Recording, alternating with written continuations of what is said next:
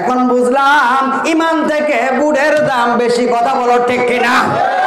যেই দেশের মধ্যে ইমান থেকে বুড়ের দাম বেশি হবে, যেই জায়গার মধ্যে আল্লাহর কথা থেকে, আল্লাহর ওয়াহদানিয়তের কর্ম থেকে দূরে সরে দুনিয়ার লোভ হয়ে যাবে, দুনিয়ার প্রতি আসক্ত হয়ে যাবে, মুনাফিকি এসে যাবে, সেখানে টুপি থাকুক, দাড়ি থাকুক, পাঞ্জাবি থাকুক, হাপ্পা থাকুক, জুব্বা থাকুক, কুব্বা থাকুক, মুখে যতই আল্লাহর নাম থাকুক আর সাইন মুডের মধ্যে যতই আল্লাহর নাম থাকুক, তাদের অন্তরে ঈমান থাকবে না, কথা বলো ঠিক কিনা? ঈমান কি মামুর বাড়ির কলা? খালি মামানি সিলাই দিব, তুমি কি রাক্ষসের মতো সাবাই সাবাই খাইবা? দিনাই যেতে চায় না এমন কোন মানুষ পৃথিবীতে নাই। পূর্ব থেকে পশ্চিম, উত্তর থেকে দক্ষিণ, যত জায়গা খোদার জমিনের মধ্যে আমার আল্লাহ বানাইলেন, সব জায়গার মানুষ একটা জায়গাকে সবচেয়ে ভালোবাসে, যে জায়গার নাম হলো মদিনা মুনাওয়ারা। কেন এত সুন্দর জায়গা, কেন এত ভালো লাগে? একমাত্র ভালো লাগার কারণ, যিনি সাইয়্যিদুল মুরসালিন, যিনি খাতামুন নবিয়্যিন, দু জাহানের বাদশা নবী মুহাম্মদুর রাসূলুল্লাহ সাল্লাল্লাহু আলাইহি সাল্লাম যে মদিনার মাটিতে শুয়ে আছেন, যে মদিনার মাটিতে ঘুমিয়ে আছেন, পৃথিবীর আনাচে কানাচের যত মানুষ আছে সবাই ওই মদিনা মুনাওয়ারায় যেতে চায় একমাত্র আমার নবীর দর্শনে, কথা বলুন ঠিক কিনা? সেই মদিনার মাটি জান্নাত থেকে আরো খাঁটি, কথা বলো ঠিক কিনা? সেই মদিনার মাটি এত সুন্দর মাটি, যেখানে আমার রাসূলের সাহাবায়ে কেরাম চলেছেন, এখনো সেই রাসূলুল্লাহর সাহাবায়ে কেরামের পায়ের ধুলিগুলি সেই মদিনার আশেপাশে ঘোরাফেরা করে। এই জন্য হাজী সাহেবেরা যখন যায়, এমন অনেক হাজী আছে যারা জুতা খুলে সেখানে হাঁটে, কারণ আমার নবীর সাহাবীরা যেই জায়গায় পাড়া দিয়েছে, আমার নবীজি যেখানে পাড়া দিয়েছে ওই জায়গায় তারা নিজের পা দ্বারা পাড়া দিতে চায় না। এটাই তো আদব, কথা বলো ঠিক কিনা? আদব আউলিয়া বেআদব শয়তান, আদব আউলিয়া বেআদব শয়তান। যার ভিতরে আদব আছে সে সাধারণ অল্প ইবাদত করলেও সে ঈমানদার, সে আমার আল্লাহর ওলি হয়ে যেতে পারে কি পারে না?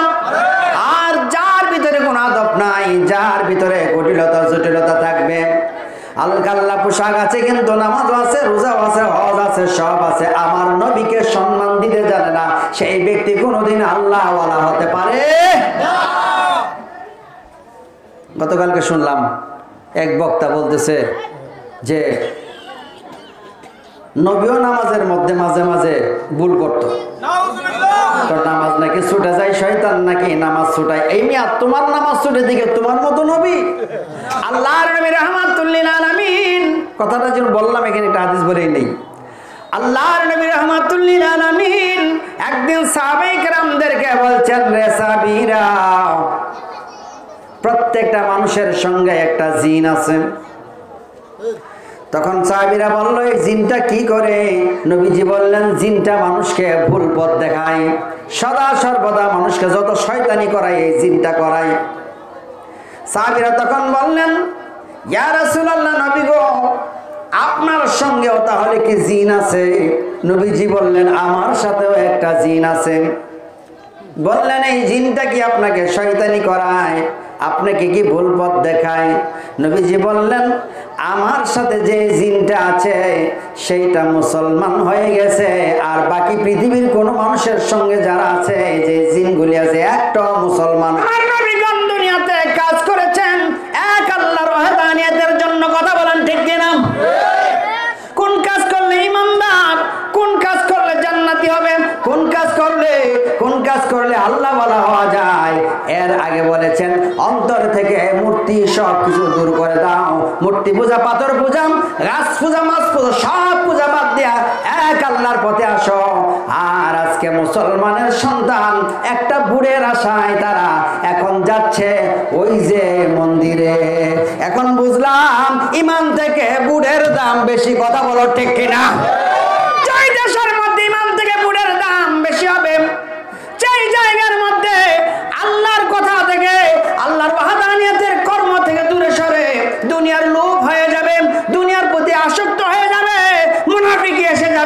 সেখানে টুপি থাকুক, দাড়ি থাকুক, পাঞ্জাবি থাকুক, হাপ্পা থাকুক, জুব্বা থাকুক, কুব্বা থাকুক, মুখে যতই আল্লাহর নাম থাকুক আর সাইন মুডের মধ্যে যতই আল্লাহর নাম থাকুক, তাদের অন্তরে ঈমান থাকবে না। কথা বলো ঠিক কিনা?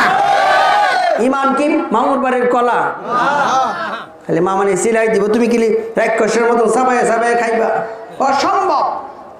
ঈমান যদি নিতে চাও ঈমানদারদের সাথে চলো। আর রহমানির রহিম মালিক ইয়াউমিদ্দিন ইয়্যাকা না'বুদু ওয়া ইয়্যাকা নাস্তাঈন ইহদিনাস সিরাতাল মুস্তাকিম সিরাতাল্লাযীনা আন'আমতা আলাইহিম। আল্লাহ গো, যেই মানুষদের উপর তুমি নিয়ামত দান করেছো, যেই মানুষদেরকে তুমি রহমত দান করেছো, ওই সমস্ত মানুষের সঙ্গ লাভ করার আমাকে দায়িত্ব দান করো। আমরা সূরা ফাতিহার মধ্যে প্রতি ওয়াক্ত নামাজে বলতেছি যে আমাকে সৎ মানুষের সঙ্গ লাভ করার তৌফিক দান করো। আমি সৎ মানুষের তৌফিক দান করে দোয়া করতেছি আর করতেছি অসৎ কাজ। এটা হলো নাম দিয়েছে মধুর বোতল, বোতলের উপরে নাম দিয়েছে মধুর বোতল, সম্পূর্ণটা বিষে ভরা। আর লেবেল দিয়েছে মধুর বোতল। ইসলামকে বিক্রি করিয়া, ইসলাম ধর্মকে বিক্রি করে যে যারা চলে, তাদের দ্বারা কোনোদিন মসজিদ, কোনোদিন মাদ্রাসা, কোনোদিন সমাজ, কোনোদিন রাষ্ট্র কোনো কিছুই চলতে পারে না। কথা বলেন ঠিক কিনা? সমাজ চলবে, রাষ্ট্র চলবে, সবকিছু মদিনাওয়ালার হুকুমে চলবে। আমরা মুসলমান, ঈমান হলো আমাদের জন্য সবচেয়ে বড় দামি জিনিস।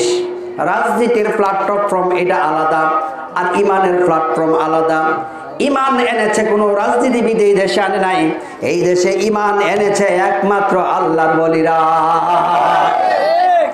বাবা শাহজালাল যদি না আসতো, শাহপরান যদি না আসতো, শাহ মখদুম, শাহ গরিবুল্লাহ, শাহ মানব, শাহ বাইজিদ বুস্তামি রাহমাতুল্লাহ আলাইহি, সিলেটের জমিনে ওনারা যদি না আসতো, তাহলে এই দেশ কোনোদিন ইসলাম ধর্ম পাইতো না।